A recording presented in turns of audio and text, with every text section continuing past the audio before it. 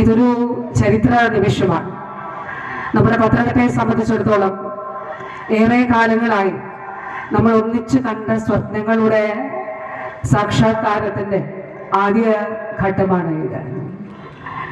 നമ്മൾ എത്രയോ നാളുകളായി നമ്മുടെ പത്തനംതിട്ടയുടെ വികസനം അത് ഇന്ന രീതിയിൽ വേണം എന്നാലോചിക്കുകയും ചർച്ച ചെയ്യുകയും അതിനായിട്ട് പ്രവർത്തനം നടത്തുകയും ചെയ്തു. ഈ സ്റ്റേഡിയത്തിൽ, ജില്ലാ സ്റ്റേഡിയം, ഈ സ്റ്റേഡിയം അറിയപ്പെടുന്നത് ഈ ജില്ലയുടെ രൂപീകരണത്തിന് കാരണക്കാരനായിട്ടുള്ള യശസ്വരീയനായ കെ നായർ സാറിന്റെ പേരിലാണ്. കെ നായർ ജില്ലാ സ്റ്റേഡിയം എന്നാണ് അറിയപ്പെടുന്നത്. ഈ സ്റ്റേഡിയം 4 പതിറ്റാണ്ടുകളിലപ്പുറത്തായി ഒരു നിർമ്മാണ പ്രവർത്തനങ്ങളില്ലാതെ 4 അല്ല 5 പതിറ്റാണ്ട് അങ്ങനെ നിലനിൽക്കുന്ന ഒരു സ്റ്റേഡിയമാണ്. കഴിഞ്ഞ 2016 ഇടതുപക്ഷ ജനാധിപത്യ മുന്നണി സർക്കാർ അധികാരത്തിലെത്തിയപ്പോൾ കിഫ്ബി ആവിഷ്കരിച്ചു. കിഫ്ബിയിലൂടെ നമ്മുടെ ആശുപത്രികൾ, സ്കൂളുകൾ, റോഡുകൾ, സ്റ്റേഡിയങ്ങൾ നിർമ്മിക്കുന്നതിന് വേണ്ടിയിട്ടുള്ള പദ്ധതികൾ ആവിഷ്കരിച്ചു. അങ്ങനെ ഈ സ്റ്റേഡിയം തിരഞ്ഞെടുക്കപ്പെട്ടു. സംസ്ഥാനത്ത് തന്നെ ഏറ്റവും വലിയ വിസ്തൃതിയുള്ള സ്റ്റേഡിയമാണ്. ബാക്കിയുള്ളതൊക്കെ ചരിത്രത്തിന്റെ ഭാഗമാണ്, നമുക്ക് ഓരോരുത്തർക്കും അറിയാം. വളരെ നിർഭാഗ്യകരമായി ഈ സ്റ്റേഡിയത്തിന് ഒരു അനുവാദം നമുക്ക് കിട്ടിയില്ല. 50 കോടി രൂപ നമ്മുടെ കൈയുടെ മുന്നിൽ അല്ലെങ്കിൽ കൺമുന്നിൽ നിങ്ങൾക്ക് സ്റ്റേഡിയം പണിയുന്നതിന് വേണ്ടി നൽകുന്നു എന്ന് പറയുമ്പോൾ അന്ന് അതിന് നമുക്ക് അനുവാദം കിട്ടിയില്ല. സമരങ്ങൾ നടത്തി. അതിന് അവസാനം 2020 തദ്ദേശ തെരഞ്ഞെടുപ്പിൽ ഇവിടെ നഗരസഭയിൽ ഇടതുപക്ഷ ജനാധിപത്യ മുന്നണി LDF വിജയിച്ചു. അത് അഡ്വക്കേറ്റ് സക്കീർ ഹുസൈൻ അദ്ദേഹത്തിന്റെ നേതൃത്വത്തിലുള്ള ഭരണസമിതി വന്നു. 2020-21 കാലയളവിൽ ഈ സ്റ്റേഡിയത്തിന്റെ നിർമ്മാണത്തിന് വേണ്ടി നമുക്ക് നഗരസഭ അനുവാദം നൽകി. അവിടുന്ന് ഇങ്ങോട്ട് സ്റ്റേഡിയത്തിന്റെ പുതിയ ചരിത്രം ആരംഭിക്കുകയാണ്. അതിന് ഒട്ടേറെ മറ്റ് പ്രായോഗിക തടസ്സങ്ങൾ ഉണ്ടായിരുന്നു. കിറ്റ്കോ എന്നുള്ളൊരു കമ്പനി ആദ്യം ഏൽപ്പിച്ചു.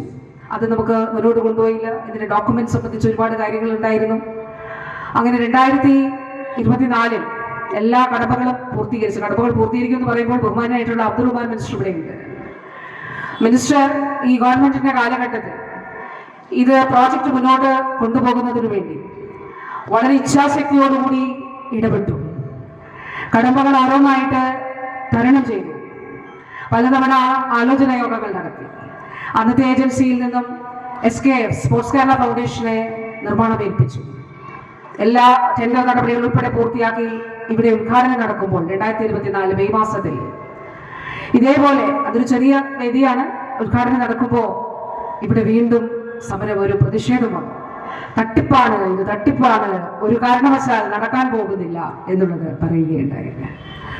പക്ഷെ അവിടെ നിന്ന് നമ്മൾ മുന്നോട്ട് പോയി നിർമ്മാണം ആരംഭിച്ചു. ആ നിർമ്മാണത്തിന്റെ ഒരു ഘട്ടത്തിൽ ഞാൻ ഇവിടെ വായിക്കണമെന്ന് ആഗ്രഹിക്കുന്നുണ്ട്, പക്ഷെ വായിക്കുന്നില്ല, സമയപരിമിതി മൂലം.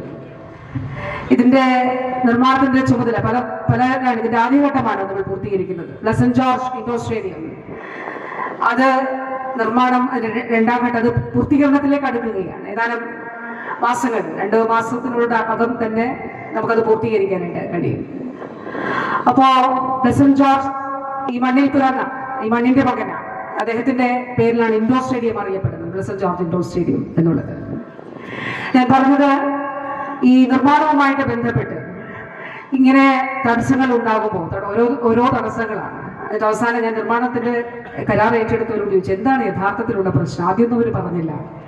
പിന്നീട് ഏറ്റവും അവസാനം ഈ നിർമ്മാണമൊക്കെ പൂർത്തീകരിച്ച് ഞാൻ ഈ ആദ്യഘട്ടം പൂർത്തീകരിച്ച് കഴിഞ്ഞപ്പോൾ ഒരു മെസ്സേജ് എനിക്ക് കാണിച്ചു തന്നതിൽ അകത്ത് എഴുതിയിരിക്കുന്നത് ഇങ്ങനെയാണ്: ഇവിടേക്ക് ഒരു കരാർ ഏറ്റെടുത്ത് വന്ന ഒരാളോട് ഇവിടെ ഉപേക്ഷിച്ചു പോയി, ഒരാളല്ല പലരും ഉപേക്ഷിച്ചു പോയി. ഞാൻ പ്രധാന കോൺട്രാക്ടേഴ്സ് അല്ല പറഞ്ഞത്, ഒരു സബ് കൊടുക്കുന്നു, പല വർക്കുകളും ഉപേക്ഷിച്ചു പോയതിന് കാരണം ഭീഷണി, ഇവിടെ പ്രവർത്തിക്കാൻ അനുവദിക്കാത്ത സാഹചര്യം. ഇതിനകത്ത് ആ വാട്സപ്പിൽ ആ മെസ്സേജ് ഉണ്ട്, എനിക്ക് അവർ അയച്ചു തന്നതാണ്.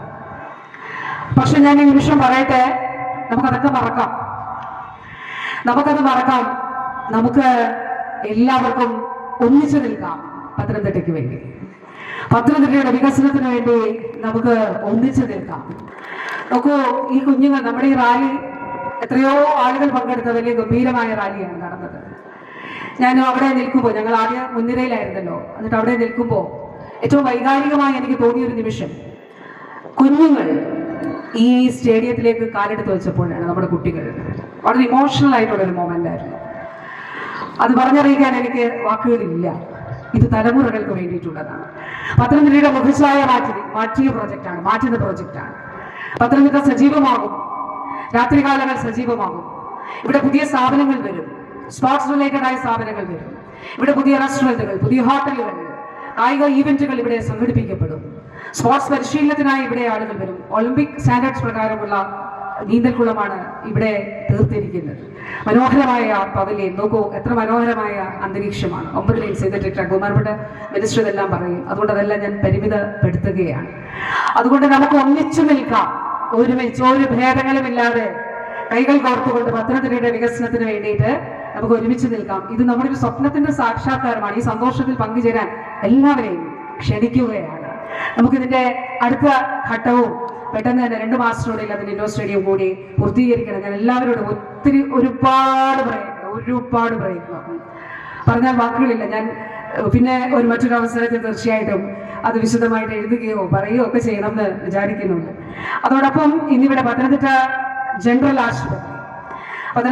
ആശുപത്രി ഈ കാലഘട്ടത്തിൽ 52 കോടി രൂപ, അതുകൂടാതെ MLA ഫണ്ടിൽ നിന്ന് 1.5 കോടി രൂപ, അതിന്റെ എക്യുപ്മെന്റ്സ് എല്ലാം MLA ഫണ്ടിൽ നിന്ന് കൊടുക്കുന്നതിന് വേണ്ടി. കാരണം നമുക്ക് G+2 സ്ട്രക്ചറാണ് നമ്മൾ കയറി ചെല്ലുന്ന ക്രിട്ടിക്കൽ ബ്ലോക്ക്. കാഷ്വാലിറ്റി നമുക്കറിയാം നേരത്തെ ഉള്ളത്. ആ കാഷ്വാലിറ്റി ബ്ലോക്ക് അത് വളരെ പരിമിതമായിരുന്നു സ്ഥലം. പുതിയ ബ്ലോക്കായി, വിശാലമായ സ്ഥലമായി, 19 ബെഡായി. ഇപ്പോഴത്തെ OP ബ്ലോക്ക് 5 നിലകളിലായി. അതുപോലെ BNC ബ്ലോക്ക് 6 കോടി രൂപ അതിമനോഹരമായി. അപ്പൊ അതിന്റെ ആദ്യ ഫേസ് ആണ് BNC ബ്ലോക്കിന്റെ പൂർത്തീകരണം. ക്രിട്ടിക്കൽ കെയറിന്റെ 1ാം ഫേസ്. അതിനുശേഷം ക്രിട്ടിക്കൽ കെയർ നിർമ്മിക്കുമ്പോൾ തന്നെ അതിന്റെ 2ാം ഫേസിന് വേണ്ടി, അതാണ് ഞാൻ പറയാൻ വന്നത്. ഞാൻ നമ്മൾ തീരുമാനിച്ചു ഈ 3 നിലകളിൽ നിർത്തണ്ട, അവിടെ കാർ പാർക്കിംഗ് കൂടി ഉണ്ട് കേട്ടോ. നമുക്ക് അവിടെ കാർ പാർക്ക് ചെയ്യാൻ സ്ഥലം ഇല്ലാത്തത് കൊണ്ട് താഴെ കാർ പാർക്കിംഗ് കൂടി ഏർപ്പെടുത്തി, അണ്ടർഗ്രൗണ്ട് കാർ പാർക്കിംഗ് കൂടി ഉൾപ്പെടുത്തിയാണ് നമ്മുടെ ജനറൽ ആശുപത്രി ഇപ്പോൾ നിർമ്മിച്ചിരിക്കുന്നത്. താഴെ കാർ പാർക്കിംഗ് ഉണ്ട്. അപ്പൊ അതിന് മുകളിൽ 2ാം ഫേസ് കൂടി അനുവദിച്ചു. അതാണ് ഇപ്പോൾ കാണുന്ന നിർമ്മാണം. മുകളിൽ കാണുന്ന നിർമ്മാണം വാസ്തവത്തിൽ പൂർത്തീകരിച്ചില്ല എന്ന് പറയുന്നത്. 2ന്റെ OP ബ്ലോക്കിനും പണം അനുവദിച്ചു 2ാം ഫേസ്. അതുപോലെ നമ്മുടെ ക്രിട്ടിക്കൽ കെയറിനും 2ാം ഫേസ് പണം അനുവദിച്ചു 3 കോടി രൂപ. NHMന്റെ SE ഉൾപ്പെടെ ഇവിടെയുണ്ട്. അപ്പോൾ അങ്ങനെയാണ് അത് നിർമ്മിക്കുന്നത്. ആദ്യ ഫേസിന്റെ പൂർത്തീകരണമാണ് നടക്കുന്നത്. ജനറൽ ആശുപത്രിയിൽ ഹൃദ്രോഗ ചികിത്സയ്ക്ക് കാത്ത് ലാബ് നമുക്കറിയാം 9 കോടി രൂപ അനുവദിച്ചു. 8000 ആൻജിയോപ്ലാസ്റ്റികൾ അവിടെ ചെയ്തു. ബ്രസ്റ്റ് ക്യാൻസർ ഉൾപ്പെടെ കണ്ടുപിടിക്കുന്നതിന് വേണ്ടി മാമോഗ്രാം ഉൾപ്പെടെ അവിടെ ഉണ്ട്. എന്താണ് ഈ കാലഘട്ടത്തിൽ ജനറൽ ആശുപത്രി എങ്ങനെയാണ് മാറ്റിയത്? പനിക്ക് മരുന്ന് മാത്രം എഴുതിയിരുന്ന ഒരു ആശുപത്രിയെ സൂപ്പർ സ്പെഷ്യാലിറ്റി ആശുപത്രിയായി ഉയർത്തുവാൻ നമുക്ക് എല്ലാവർക്കും ചേർന്ന് കഴിഞ്ഞു എന്നുള്ളതാണ് ഏറ്റവും സന്തോഷകരമായ കാര്യം. ഹൃദ്രോഗ ചികിത്സ, അതാണ് 8000 ആൻജിയോപ്ലാസ്റ്റി ഉൾപ്പെടെയുള്ളവ.